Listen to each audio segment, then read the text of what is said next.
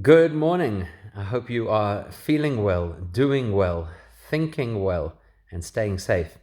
Tonight and tomorrow is Pesach Sheni, which is a very important date on the Jewish calendar, even though it is not an official Yom Tov. It marks exactly 1 month from Pesach, and we commemorate it by having a little bit of matzah and leaving out the Tachanun prayer during davening. The history of Pesach Sheni is very interesting because it commemorates a story that happened on the first anniversary of the Exodus. You can imagine what a huge celebration that was, and everybody wanted to participate, and they celebrated by bringing the Pesach sacrifice in the Mishkan in the desert. And there was a group of people who were left out for circumstances that were outside of their control, and they came to Moshe, and they used this phrase. They said, Lama nigara. Why should we have to lose the opportunity for that spiritual connection? It really bothered them. Really did. Not just because they wanted to be part of what everybody else was doing or they wanted to participate in the fun, because you could. You could have had the whole celebration. It was just that they were unable to bring the Pesach sacrifice, the point of spiritual connection that was unique to Pesach. That is what had been taken from them.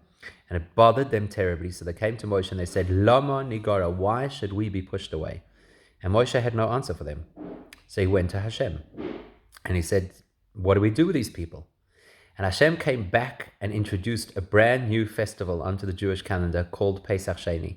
It gives an opportunity for anybody who, because they were impure or were too far from the location of the temple, and they were unable to participate in Pesach the first time around, so they get a chance to do so a month later.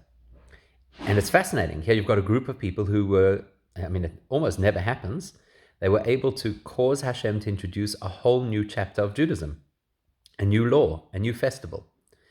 And the point is, the reason that happened is because they were pained by the fact that they were unable to have that opportunity. I think it talks a lot to what we're dealing with right now. There are all kinds of angles and dimensions to this lockdown. But one of them, that's particularly close to home, obviously to me, is that we haven't had shul for so long, for so many weeks.